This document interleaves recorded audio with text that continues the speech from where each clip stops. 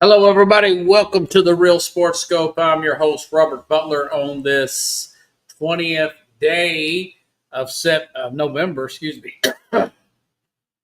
Hopefully, I'll have the Mad New Yorker come in here shortly. I'm sure he's close by. Going to talk the five biggest games in the NFL Week 12.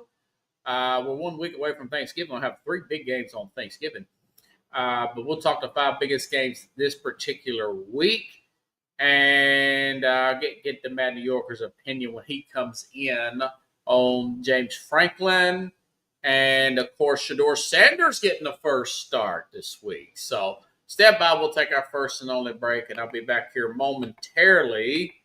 And I'm hitting all kinds of wrong buttons. We will hit the ground running here on the Real Sports Scope.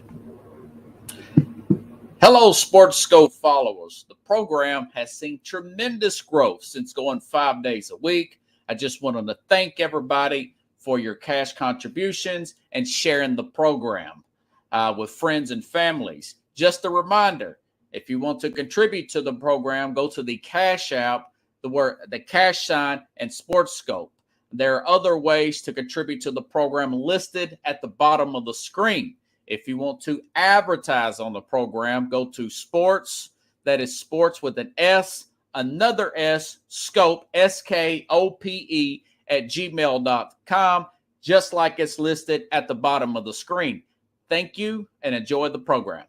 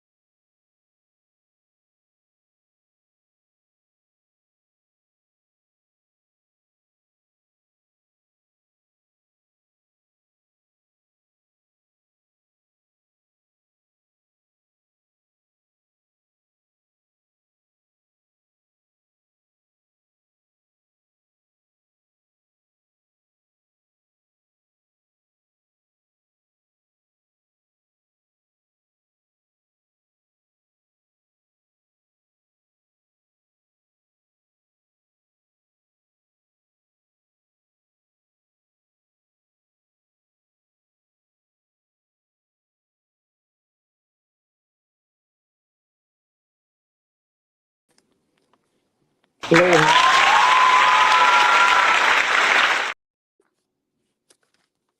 What's Hello, what's up?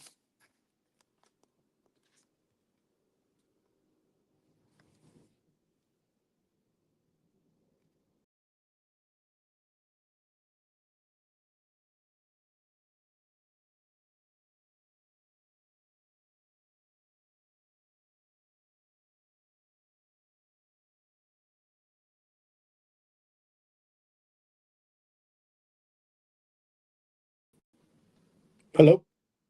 I can't hear you. I can't hear you. Can you hear me?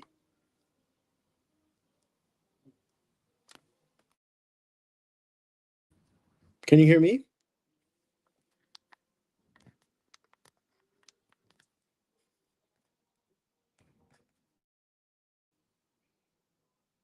Can you hear me?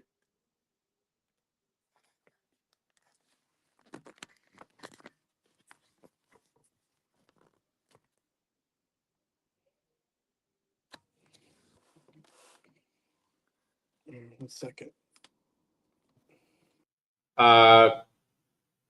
Maybe we'll find out. Hey, got a good crowd tonight, folks. We will be breaking down. Carlos, if you come more back in, maybe I wasn't coming through because it looks like maybe my mic wasn't plugged in all the way when I was moving around the computer. I'm gonna go ahead and send him a message to see if he's ready to get this show on the road. Let's see. I think that may have been mine because I'm looking at the bars there, folks.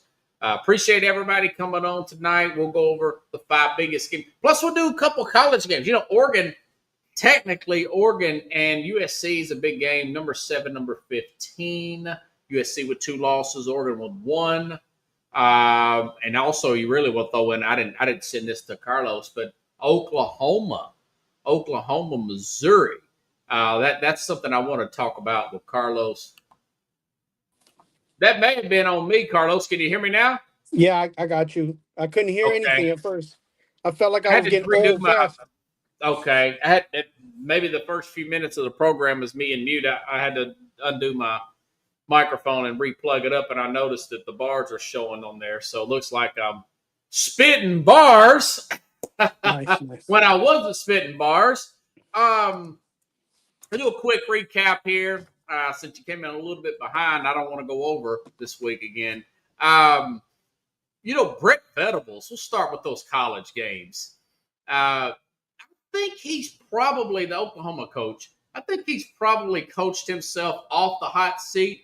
I know the media is not saying he was on the hot seat, but technically the guy had 7 losses last year. A few years before that, he had 7 losses. Got John Mater at quarterback now. Big win last week at Oklahoma, at Tennessee the week before that. Got a big game this week in Missouri, but it is at home. Do you think he's coached himself off the hot seat, or do you think he was even on the hot seat? You know what? It's come down to, I feel like this is the SEC flip flop. Every time you feel as if a coach is going to do well, he has a bad season, and then all of a sudden he's on the hot seat. Like, can we just need some consistency, man? Like, you know, it's hard to put a coach on that pedestal when at the end of the day, like, he's got to work with what he's got, and it's a tough gig, man. But you can't always be on the hot seat either, man. Like, you know, you have to respect the guy, you have to respect the process, you have to create a culture, you have to be a teacher and you know, like a. What do you think about his performance this year? I think he did. I think his coaching was, and his coaching staff did well.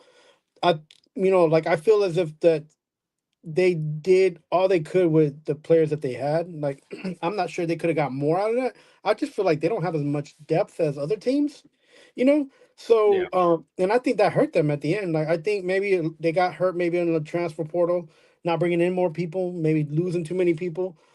Depending if you talk about depth and you talk about position per position. So it's tough. It's a tough gig. It's the reason why a lot of guys are getting out. A lot of guys are moving on, and you know, he's did well with his coaching staff, and I hope that he can keep his coaching staff to make that team better and consistent. But I'm not sure if that's going to be I'm not sure where they are with that. You know what I'm saying? And I don't think they're going to talk about that until the end of the season. So yeah, I think he's good to go for another year or two. It's weird the way Texas seems to have their way with Oklahoma. I know that Mater was coming back from that hand injury, and Texas beat them this year.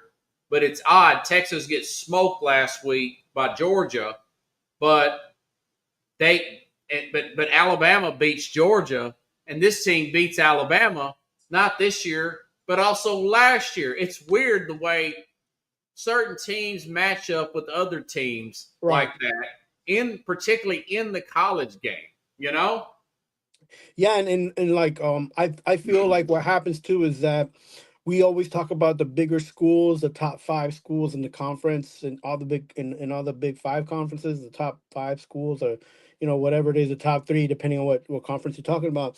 But with the SEC, it's always like a toss up, right? Like didn't nobody predicted that Vanderbilt would do what Vanderbilt's doing today. There's nobody. I don't think. I Yeah. don't even think Vegas has them as a betting on a betting cycle. Now Right. like they're showing their cards and they're showing up and they're playing. Maybe people said that Vanderbilt would have a better year, but nobody expected them to stay in the top 10. So Yeah.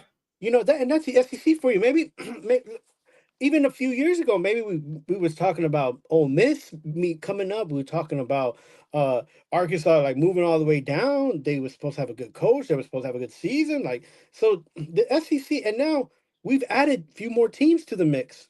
So, and we didn't add small teams. The SEC didn't add smaller colleges. They added bigger colleges. So even the small teams Yeah. in the SEC, and look, not for nothing, but Florida's not small, and they're having an off year, and so the SEC is crazy. It's the flip flop in the media, because expectations are high. But again, Yeah. there are schools, there are coaches that somehow or another, like this situation comes up for them, and it's not good. It's not good for the university. It's not good for the team. It's not good for the players who are maybe wanting to stay a year more. So there needs to be people, and I can't just say Saban's he's the man, like he's what it's about. But these coaches that are in the ACC, like there needs to be more. You got to put a little bit more respect on their name. It's not an easy conference, and you got to give people time, man. You got to give people their Yeah. I'm due. surprised that Texas A&M is still undefeated, although they almost got beat last week. Speaking of Vanderbilt, James Franklin had a winning record at Vanderbilt when it was unheard of. Right. And, he bounced back pretty good. He took I think he gave back about $32 million or something like that. Took a $9 million negotiated to buy out now so he could go coach Virginia Tech. I thought that was a good hire, man. I think he could get them potentially in the playoffs. He's a good coach. He's not a great coach. Right. And maybe Yeah. he's still developing into a great coach. What's your thoughts about that hire, Virginia Tech? That another Power Five conference, ACC, but with only a few Yeah. teams in there that are in the top few. That I'm not sure he can get up to the top in the ACC. It being those bigger schools like Miami having And the Clemson. fun, Yeah. Clemson. These guys. Well, not Clemson in the eight. As far as like But they don't look like total just this. I mean, Florida State too. Florida State, right? They So don't really look like powerhouses. right. But at So this I point feel like here, I'm all I know is what you hold on your bridges, because there's going to be a lot of Penn Staters that are gonna invade Blacksburg next school year, and we'll see what happens with him and what he can do. He'll turn around the program and he'll make it viable, but I'm not sure playoffs. I'm not sure playoffs. Maybe he'll get a bowl game, maybe, but I'm not sure if you didn't get if you couldn't get if him as a coach couldn't pass the ceiling to another level and get Penn State to a championship, mm-hmm. and the conference that he was in with between Ohio State and Michigan. What's the reality of him being able to do that in a conference where Miami and Florida State are the ones who got the bigger NIL deals? I don't. Well, but again, I think he will Yeah, big. make. And you also got to look at Oregon was very good too. Yeah, well, Remember, Oregon and USC is also part of that. And right. Washington is very, they were in the national championship just a few years ago. So you got those Pac-12 teams in with the Big Ten's pretty strong. You know, I forgot the guy's name now. South Carolina's head coach, his dad. Uh, what's this guy's name? Once I get his name out, I'll be able to say, yeah, Beamer, Frank Beamer, from Virginia Tech. Remember, he had Michael Vick on that team. They played for a national championship back in '99. But that You was know, that was a they was different. competitive with Miami back in the day when Miami was very good. I feel like back in the day though, it was very different. Not with I mean, yeah, it's a NIL. different era, but now Yeah, it's more of an opportunity with 12 teams. You know, yeah. I don't think that we as football fans for college football, even though we're looking at the landscape and changing. Like I don't think we can accept that it'll be any more different than it was before. You're just letting in a few more teams, but the competition though isn't. It's still like maybe if you can do what Vanderbilt has done this year, maybe if a team can do something like that where they're racking up wins and they're just winning left and right, even the closest games. Maybe you can do that and with that opportunity, but it's going to be very difficult for a team like Virginia Tech to just be like shoot up in the rankings like that in that conference, and I'm not sure Franklin can make that team competitive and then make the right moves. Remember, like you're talking about a coach that is very passive, and Yeah. depends a lot on defense and you got to score points, man. This is college football. You got to make it exciting. You got to make it, and you got to want the Yeah. players to play on your team to do, making sure you score enough points. And I'm not. I'm hoping that he can get a coaching staff that can get that ready for him. But um, this is Yeah. We'll Virginia Tech. see. Whoever Yeah, thought Indiana would do what they're doing, It's hard to yeah, tell, man. You just yeah. get the right players and things happen. But 3 years ago, Indiana had very tough games against Michigan State, University of Michigan, and people didn't realize, and it was winning the first quarters of the first half of those games, and people were saying, well, watch out for Nina next year, watch out for Nina, and now this year they kind of got up and caught up to the competition. So Yeah. it can happen, but it's not going to happen overnight, right? Yeah, 2 or 3 years. I thought it was a Right. good shot there. Hey, I said, going back to the NFL, I thought Shador Sanders would start this year. It was 5 quarterbacks at one time. One of them was on the IR. Deshaun Watson. You had Kenny Pickett. You had Billy Gabriel, Flacco, and of course Shador Sanders. I said Shador Sanders because the owner likes him, would get a chance to play. Now, of course, obviously Gabriel's out with a concussion. I think he'll get a few games to start here. Not unless he totally lays an egg against the Raiders. I don't think he will. What's your thoughts about that situation with I'm Shador getting the start there in Cleveland? Yeah, I was for him as far as being able to get picked up. I'm not sure that Cleveland was the best spot for him to end up. What a carousel of quarterbacks, though. Um, Listen, and here's the problem too. Like I felt like there were so many guys in front of him that he kind of fell back into well, if I'm not gonna play, it doesn't matter. And what he did on the field last week was like very. I feel like there was very non-Shador Sanders, but it was very the tale of the tale that other scouts and other people were pointing out about him and how he can be, not how he really is. And you got to go in there with more vigor, with more like motivated, more. You got to go. You got the opportunity of a lifetime to be a starting quarterback in the NFL, and he did not win me over. I'm not sure if he won Oh, you talking more, about but the patchwork he did with Baltimore? yeah, I mean, I feel like he just was not. I mean, they could have just put anybody in there if they wanted to, and that's not how you should come out. And I hope that this next game he picks up a little bit. He picks himself up a little bit, and he acts like a quarterback that wants to be in the league because it didn't seem like he was half interested at all in that game. And like and this is like I'm not a Cleveland fan, but this is a team that saw Dylan Gabriel just play football, not play good football, but just be a quarterback in NFL. And then you get Shador Sanders, and he not even playing like a quarterback in the NFL. He playing like a rookie that is in a preseason. You know what I'm saying? Yeah. Like his preseason games were a lot better than his NFL start. Yeah, I know people say he didn't get a lot of, and that's a valid argument. Brian Baldinger said that it's about didn't get a lot of reps with the first string. Uh, Thought he could have looked a little bit better. He did take. He likes to go backwards a lot, which you cannot do in NFL. I hope they stay on him this week. But it was going against the Ravens. That was a healthy Ravens team. There's a good team. Although they had the Ravens beat, their defense is very good. Cleveland is at home. I think he'll get a much better opportunity against the Raiders, even at Vegas with that field the way it is, a faster track. I could see Jerry Jeudy having a decent game, and I think I could see him making some good throws there. They'll have a running game to deal with. It's going to be interesting. This will be a big game. I didn't put it on the list, but because both teams got like 2 wins. But this will be interesting. Yeah, and I saw the Raiders game last week. I feel bad for the Raiders. Their defense is actually pretty good. They're just offense is not scoring enough points. They're letting the defense on the field way too long, but they can. Do you bench Geno Smith at this point for anybody? Not even if it's not Aiden O'Connell. I don't know if he's even healthy yet. No, I mean, if they're down in halftime in this game.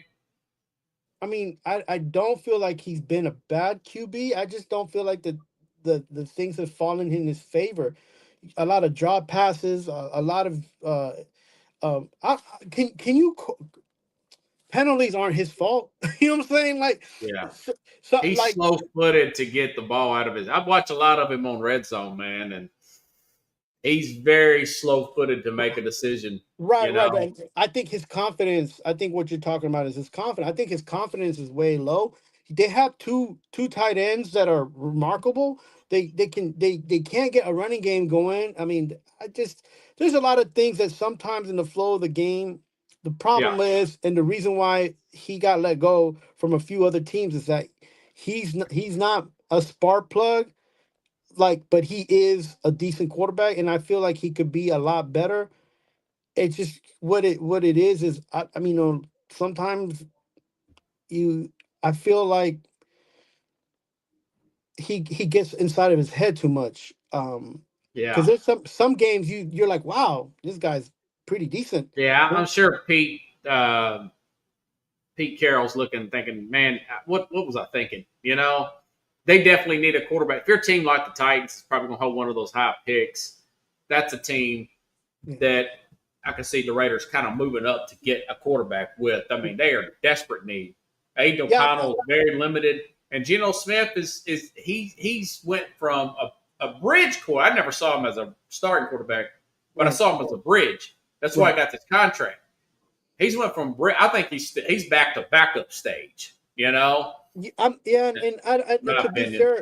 to be fair, for the Raiders had a lot of injuries and they had a lot of struggles, and but you gotta score points, man. And the problem is that it can't be every 3 games. Geno got to be more consistent. He got to be more consistent, being better. And I don't know how much of an opportunity that you want to give this guy. I mean, you're paying him. He's getting paid for a guy who's a bridge quarterback, or who even as a starter, the money's there. It's just his performance needed to match up with what he's getting paid. And you know what it's like. It's like watching a Tua. It's the same thing. Some games you're like, wow, this guy, he's next game he's going to be even better. A lot more accurate quarterback though, but the speed comparison's really close as far as like Geno can't run at all, man. I mean, he can't even hardly get to the sideline. I thought he was a little bit more athletic than that from what I saw of him. But anyways, I noticed the viewers went down to 0 when we started talking about Geno Smith. Do a quick recap. We're rapid fire here. Good call, by the way. You were up. You did win that game, and then I won the Rams game, which was a nail biter. But you won that Charger game, so I'm still up 1. They look like a total. The Chargers. They look like in that game the way they did in the second half of the Houston playoff game last year. They're a team that is still cleaning up from the last general manager's mess of extending guys like Mike Williams, and you already had Keenan Allen extended, and then you throw in giving a safety all the money they gave Derwin James, who's hurt all the time. Now you got a Khalil Mack who's way, way past his prime, and they just look like they played in that game the way I thought they would play in the Steelers game the week before that. A total no-show. You're right. Jacksonville showed up ready to play, and these guys didn't have it. And a lot of it is when your line is that bad, offensive line is that bad, and you're 3 and out, your defense finally just gives up, and they're just like, and then you get blowouts like that. And that Harbaugh didn't say that, but that's what you're seeing. They're supposed to get their running back. I don't know if that's going to make any difference. Amari Hamilton. What's your thoughts about that game, man? Man, I'm gonna tell you something, and we talked about this before. This was the same OC that was in Baltimore that hindered Lamar Jackson's improvement. This guy plays like some regular old school Oh, football. the offensive coordinator. Yeah, and I don't understand. They keep hiring this guy. They don't do anything different, and you got a quarterback Herbert who can let it rip, and he's throwing little little pickups here and there, and just throwing short, and like he's playing backyard football, trying to get the first down. Greg You Roman. know, Yeah. and Greg it's like, Roman. come on, he needs to let it rip. He's got wide receivers that he's good with, that he has good, but no, they just trying to this whole running game that's not. It's not a strong running game. The guys are good, but they're not good enough to work from the running game to the air game. So I would work backwards. I would work the air game and then get into running, just to get a little bit different something going. And look, your running game isn't that good anymore because you lost one of the best options that you would have, and not and Yeah, two so tackles, and that left tackle really hurt. yeah, so go ahead and add another, get a guy off your punt team or your special teams who's over 200 pounds and put him back there with your running back. Like, give your offense an Yeah, they're opportunity. going to have to run at different angles, kind of like what the Chiefs would do when they have offensive line injuries. Yeah, like, They'll come run on. it and that's something they're going to work on during this bye week. I don't think they're dead, but they're not going to Right. get far in the playoffs. And I think you have to give me a little bit credit because I told you this is one of those games that, as a QB, Trevor Lawrence, he needs to show up and show out, and he did his thing. And he can't. The problem is he can be that quarterback. The problem, again, another guy that has like a consistency issue, a mental issue. Like, bro, like you can't be a superstar one day and then 2 games mess up, and then the third game be a superstar again. Like, Yeah, you got to he's very inconsistent. very inconsistent. So, but I had a feeling that he was due for a good game, and this was one of those games, that I felt like this would be like a Trevor Lawrence type game. What do you think about the other big game there? Seattle, LA Rams. Rams did turn over Sam Darnold 4 times, but it was a 2-point game at the very end. Seattle's up and coming, man. But the Rams, they're pretty sharp. They don't make a lot of mistakes. Let me tell you, this was like a playoff game. Hey, I Ralph. mean, it was good all the way to the end. Both teams have something to aspire to and work up to and get better, and I hope they get better. Both teams. I want to see them go deep into the playoffs, and I want to see them be competitive like they can be. And it's going to be a crazy playoff matchup for any of these two teams. I don't think anybody wants to play them, bro. I don't. To be honest with you, they both have decent defenses. They both have offenses that can get score quickly, and it's, man, it was a good game to watch. And I'm just glad that there wasn't like any major injuries. So Yeah, it was a great game there. Denver upset Kansas City off that bye like that. And my take on that was Kansas City is a team that has been picking since 2018, either 28 or 32nd in the draft. And the fact that they've already paid Mahomes what they paid him, and the fact that Kelsey's been on and off last few years, it's a miracle they've got this far, without having to retool their team there, and it shows right there. What's your thoughts about that game? Great game there for Denver as a whole, as a team. I don't know about Bo Nix per se. It makes the big throws at the very end, get that key first down. Yeah, look, we called that the Chiefs might win this by what, like 3 or something like that. It was a kicking game, right? We both called the Chiefs would win this, right? Well, I thought Kansas City would run away with it. Yeah, Ralph said Seattle and the Rams, it's a dogfight. They're going to play again up in Seattle, I want to say, Ralph, later on this year. And I'm not sure, I might not pick Seattle in that game. That game, you have to study like every single player and go over the injury report. Seattle seems to be better on the road this year than they do at home, and normally it's the other way around with their 12th man up there.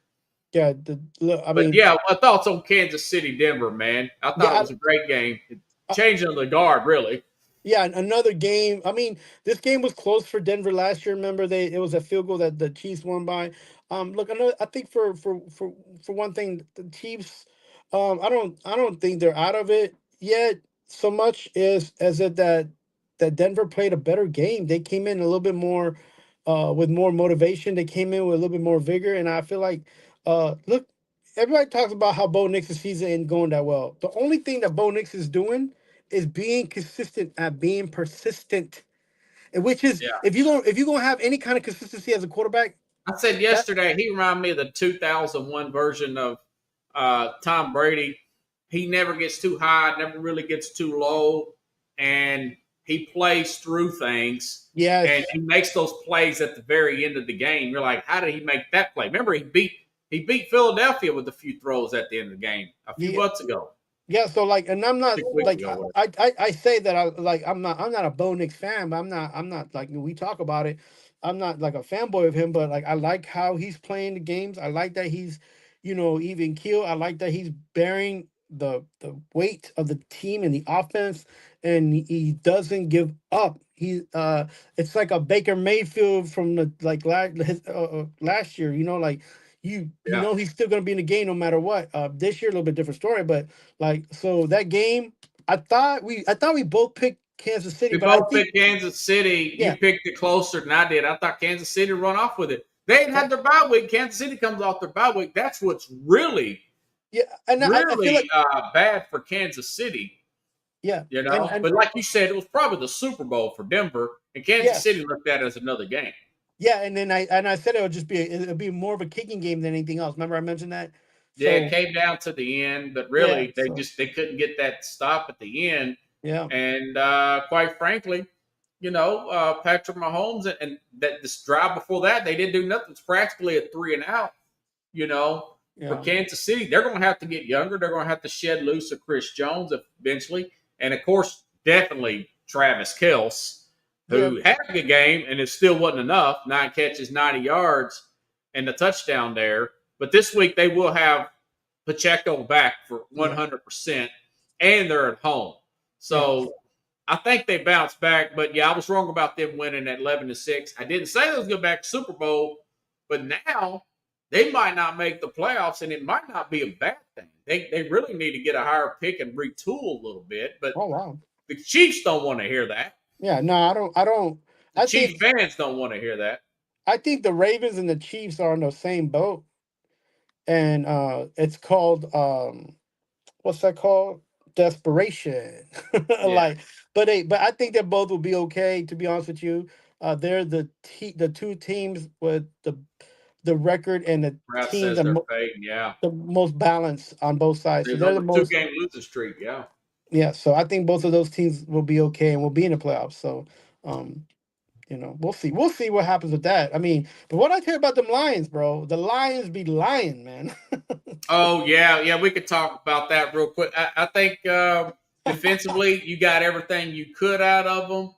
I just think Detroit or Philadelphia's defense just played at a higher level. They're really carrying the Eagles. There is Mhm. some talk about uh, some turmoil with the offense there, some internal turmoil with God, Dan Campbell is calling the plays now. Right. So Ben Johnson's out of the door. They're trying to figure that offense out. I'm not that down on the Lions. They have some injuries. I think if Sam Laporta's in that game, I think they possibly have a good shot to win that game. I think they did pretty well, all things considered, and I think they'll figure it out. But they're not quite a Super Bowl team yet, not unless everybody's healthy and they get hot down the stretch there. And they're in a tough division. They're not even, I think they're in like third place or something in their division. Now it's like one game off. And they got the Bears coming up later on, and they've already beat the Bears once. We'll see how that plays out, per se. But what's your thoughts on the line? You said they're lying. I mean, hey, it's the Eagles, man. The Eagles are very tough. Yeah. I mean, They play Green Bay the same way. Yeah, and you know what? To be honest with you though, I don't. I would rather not want to hear that it's the Eagles, because at the end of the day, you gotta match that intensity. You gotta match that team, and you gotta play your game. I don't feel like Detroit's playing their game. I feel like they last year, the year before, they went on a run, and they haven't been the same. Losing those two coaches affected them a lot, and they haven't been the same since those two coaches left. So, but I'm not sure what Dan Campbell wants to do. I'm not sure what he has to do to motivate these guys to get them in their heads straight. But I wouldn't bet on them. And if you're a Detroit fan, I'm sorry for you. I'm not sure what else to tell you. But them Eagles, I feel like right now the Eagles are the team to beat for both divisions right now. If you think about it, because Yeah, their defense is rated in the top 5, 3, and 1 in different categories. Right, yeah. their defense. Their offense hasn't even scored more than 24 points every game, average wise, and they still winning games. Like Well, I think that's going to come to a halt that's how this good their week. defense is, though. Think Yeah, about the that. Like, defense can only carry you so long. I tell you what, that freaking Jalen Carter is the oof, back. I made another point too that um, something I was thinking about. I don't know if I made it on yesterday's show. I had to try. I got so much in one time. I forgot if I got covered everything. But you got to have a young defense, preferably in the NFL. yeah, Ideally, you want to have your defense, most of them on rookie contracts, right. young, hungry. You may want to re-sign an Aaron Donald type of guy if he's in his prime.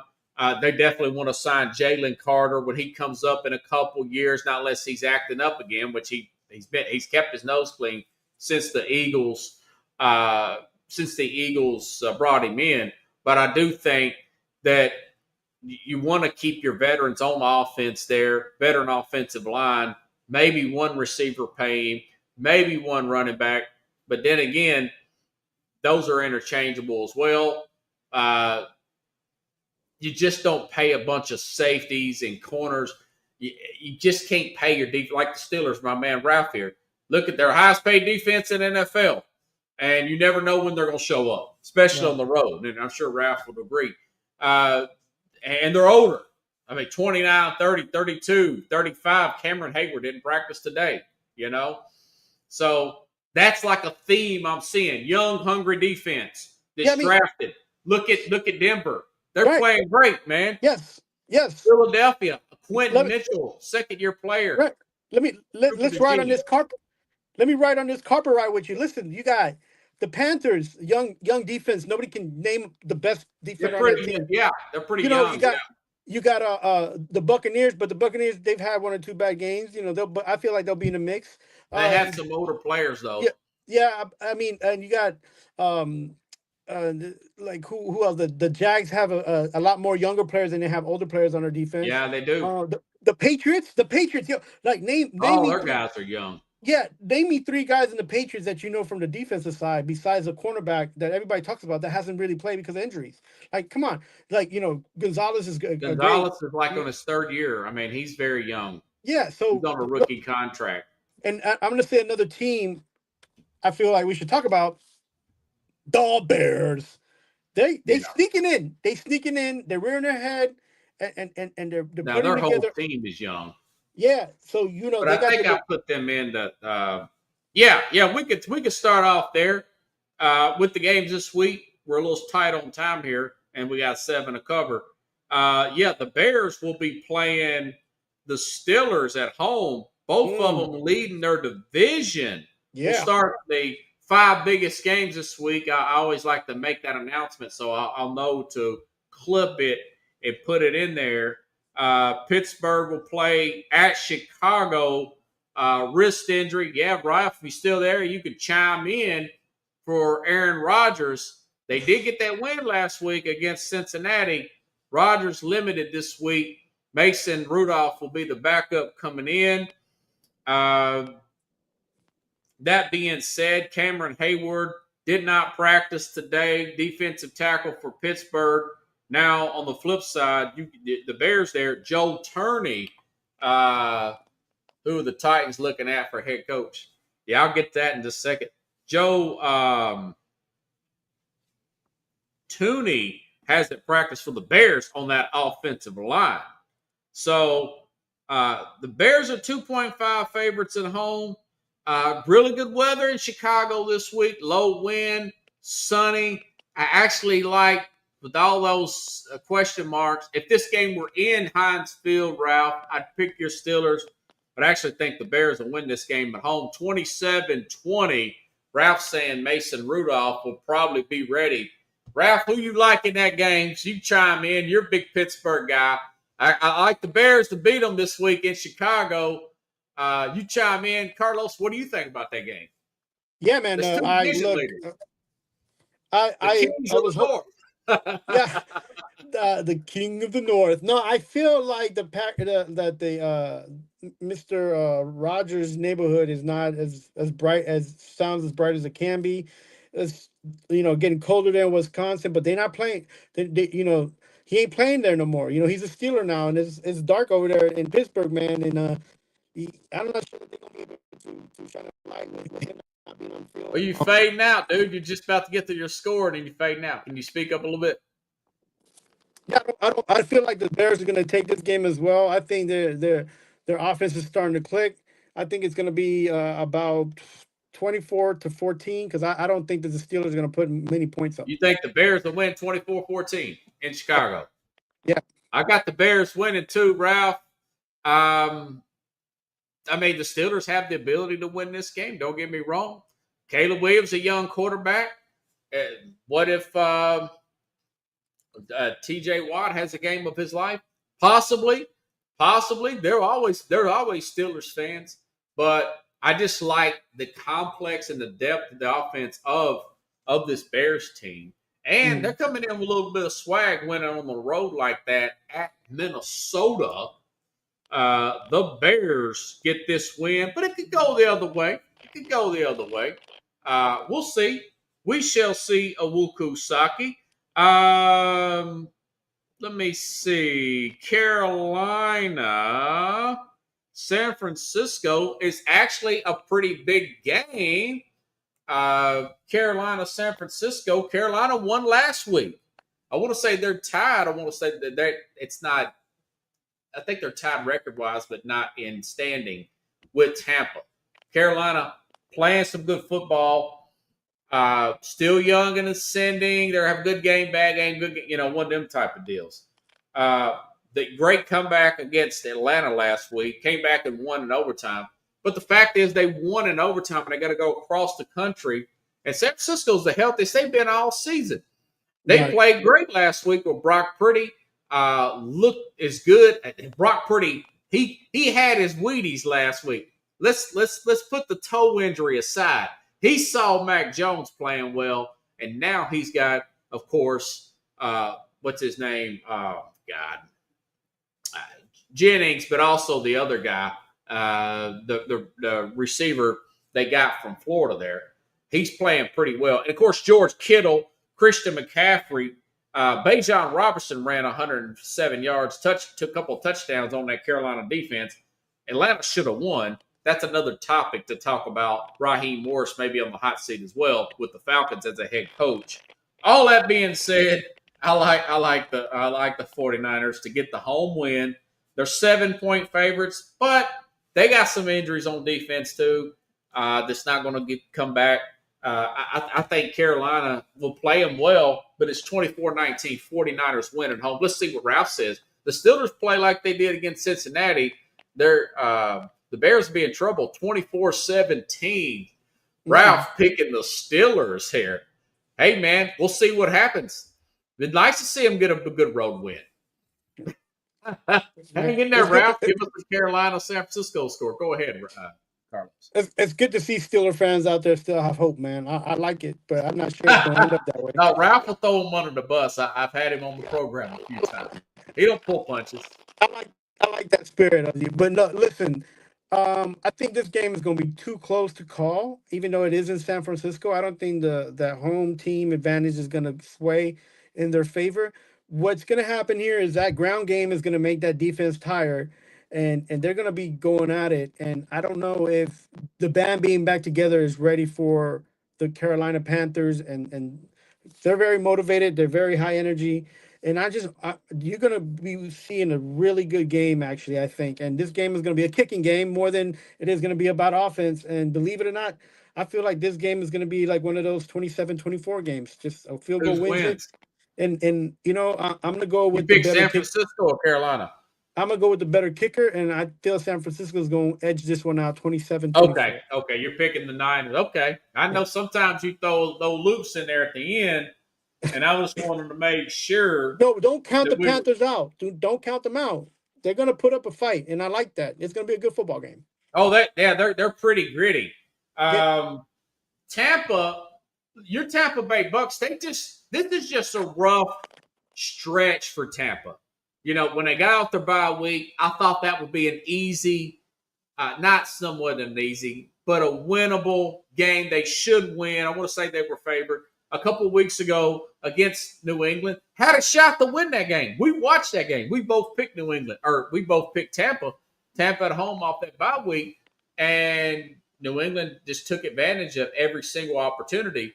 And then, of course, they went up to Buffalo, would have ticked off Josh Allen and company, 6 touchdowns, 3 rushing, 3 passing. He had 47 fantasy points, Allen did. And now they got to go all the way to the West Coast and play this Ram team at the Rams. And I got this. I want to make sure and credit this guy. Pretty smart guy on Fox Sports, Jason McIntyre, pointed out that Todd Bowles against Matt Stafford, not good for Bowles.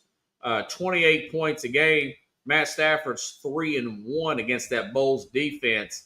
I like the Rams. I know Tampa's tough. I know they're coming off 2-game losing streak, but this is at LA, 28-23. They, like I said, I'm giving Tampa that punch back.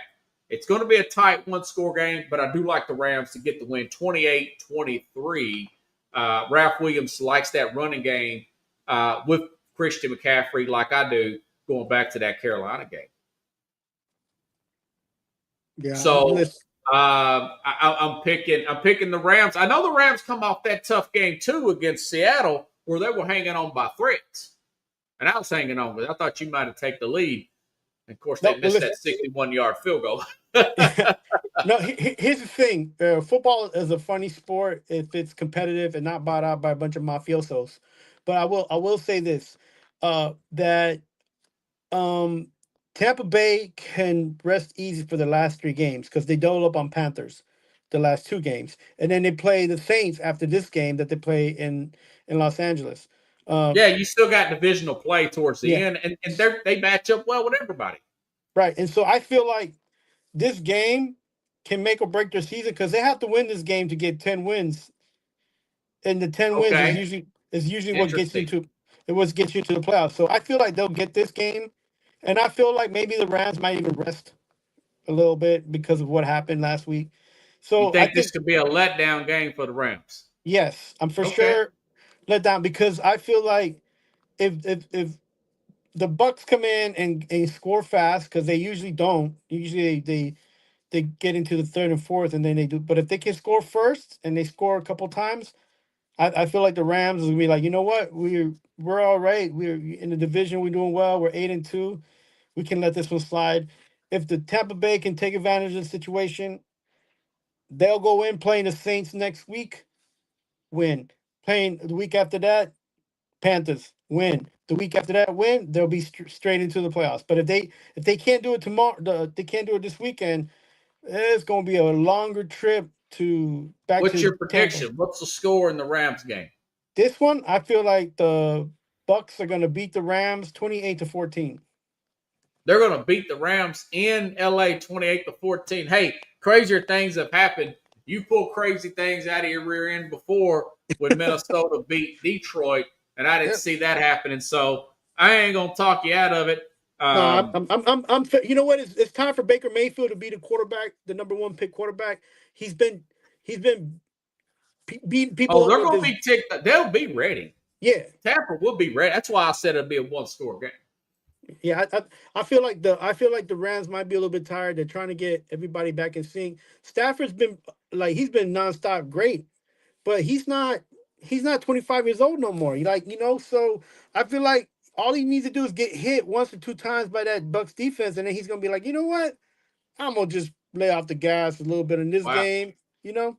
So, and that's where age matters. That's where age will matter, and we'll get to you. I'm But sure if he the gets flip hit, side is you got to look at Seattle's right.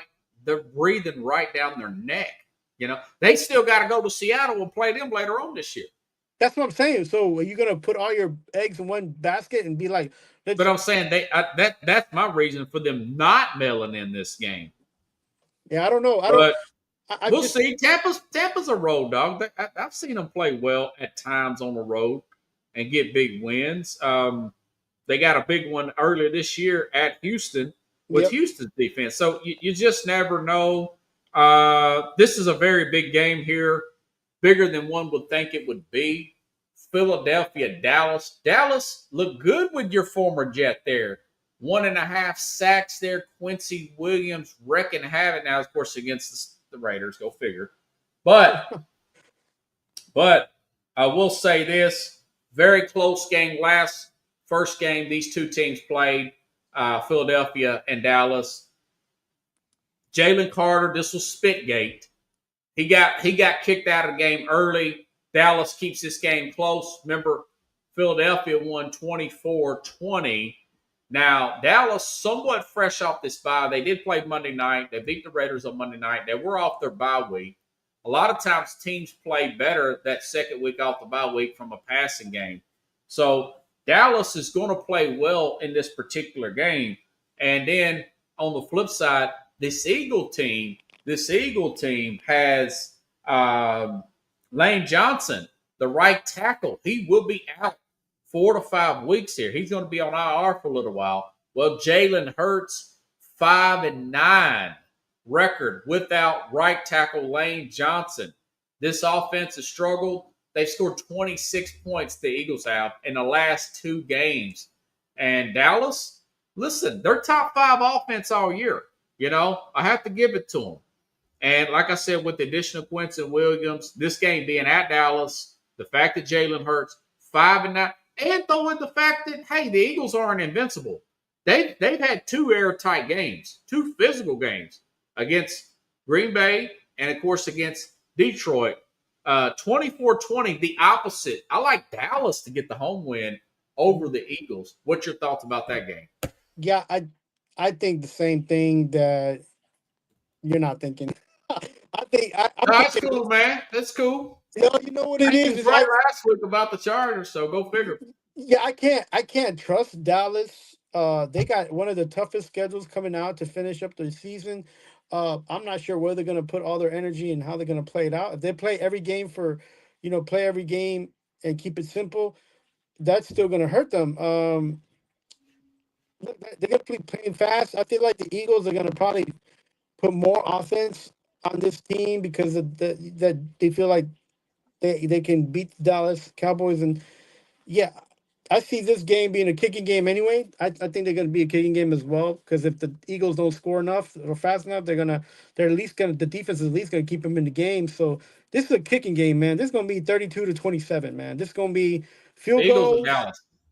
I'm picking the Eagles to win this, and I think Barkley's going to probably score 2 touchdowns in this game as well. So Okay. 32-27, man. 32-27. I said 24-20, opposite of week 1. This will be Dallas wins. Okay, almost forgot. Indianapolis, this is the last of the top 5 games of this week. Indianapolis at Kansas City. Kansas City looked very vulnerable last week. Didn't show up as good from the offense and the defensive perspective. I will say this. They are at home this time. They do get more calls, 50-50 calls at home. And Isaiah Pacheco will be back for certain, 100% for Kansas City. The Colts, listen, their last 2 losses were on the road. DeForest Buckner, their big defensive presence, is out. He's on IR. Last game they played when he was out, it was a nail biter. They barely beat the Falcons in Europe somewhere. I can't remember which town that was in. That being said, I do think that opens up just a little bit of running game for Kansas City to squeeze this thing out. Now, listen, the Colts are off a bye week. Maybe they get Jonathan Taylor going and they end up going to Arrowhead and beating Kansas City. I don't think that's going to happen this week, but I do think this will be another nail biter because Kansas City can't destroy people. They're not playing like a team that can destroy anybody, but I do see a bounce back game. 24-23, the Chiefs barely beat a really good Colt, although they're banged up in the middle, Colts team on Sunday. This will be a good one. Pickles was saying on my comments that he thinks the Colts are going to win. That could happen. The Chiefs I do not trust, but I do trust them this particular week. What do you think about that game? I mean, we're talking about the Colts here, man. I don't trust them like I trust the Detroit Lions. Look, I feel like things have been going their way, and now they got to actually play football. I thought you'd go run and take a jump on them Colts, man. You know, so I feel like the Chiefs, they got the backs against the wall anyway. They got to climb out of the dark and get back into the light of playoff talk. They're gonna go out there and they're gonna put the beat down on these Colts, man. They're gonna realize that they can't just live off of the record. They got to actually play football now. And look, the Chiefs. And this might be one of those games that's like 27-21, man. I feel like the Chiefs are gonna go out there. Like Chiefs to win. Okay. All right.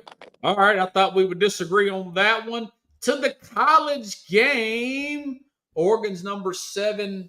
USC's 15, but they've got 2 losses. Oregon's got 1. Both of them beat Iowa. USC best offense in the Big Ten, actually, yardage wise, but a lot of that's through the passing game. Oregon's strengths is on their back end, and USC, as they have been under any Lincoln Riley team, vulnerable against the run. We saw what Notre Dame did to them. It's a 10-point spread. Listen, the right game plan. Could USC go up there and beat them? I don't know. Indiana did, but I don't think they got that kind of defensive personnel Indiana's got right now.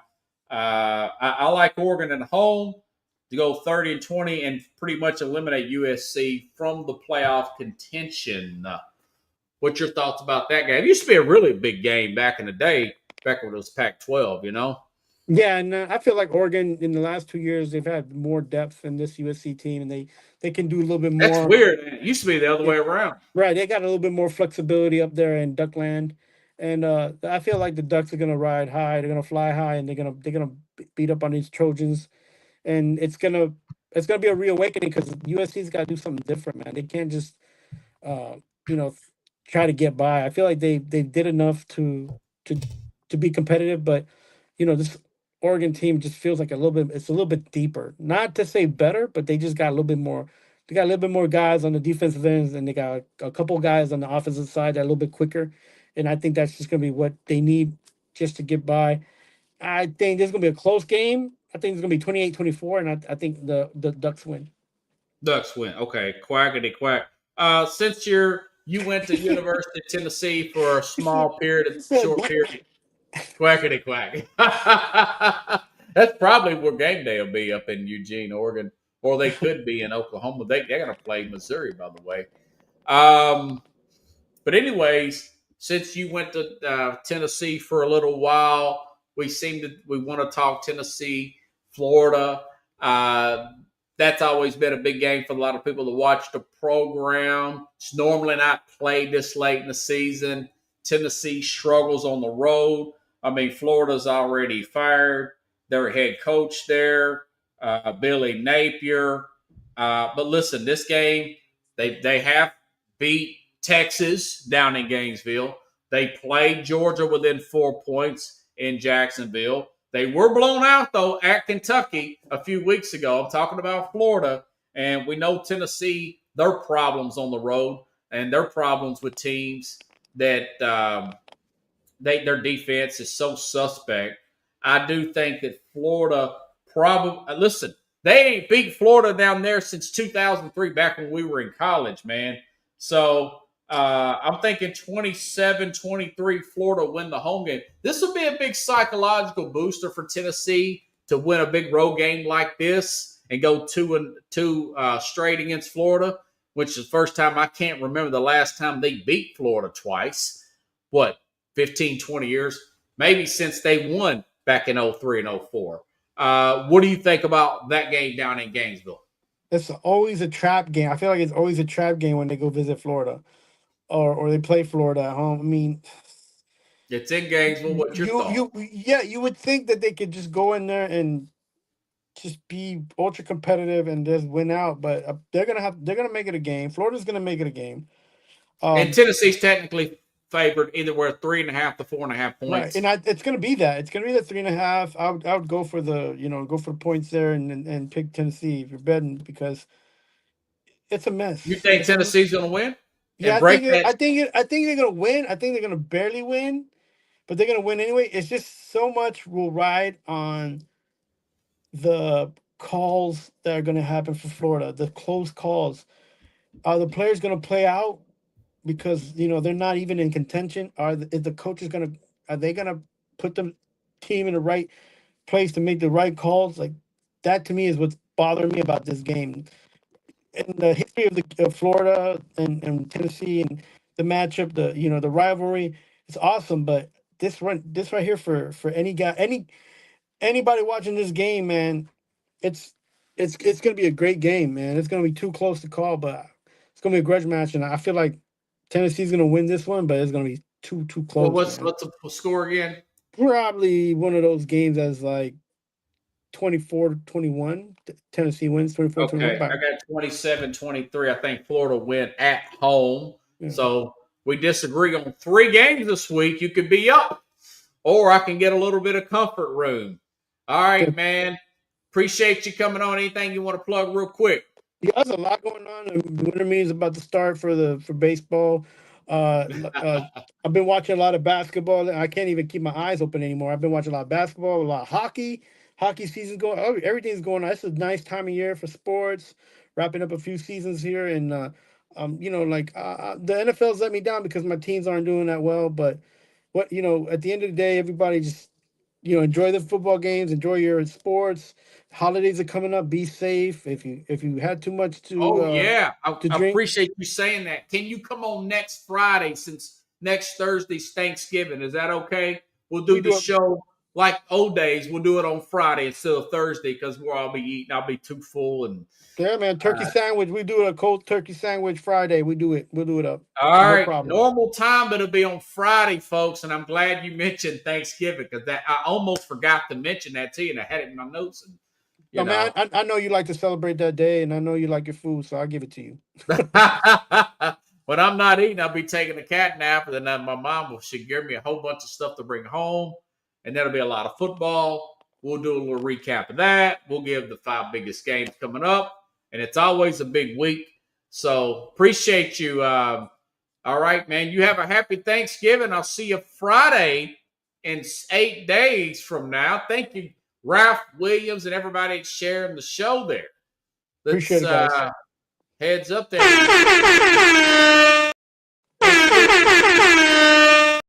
Football, more football.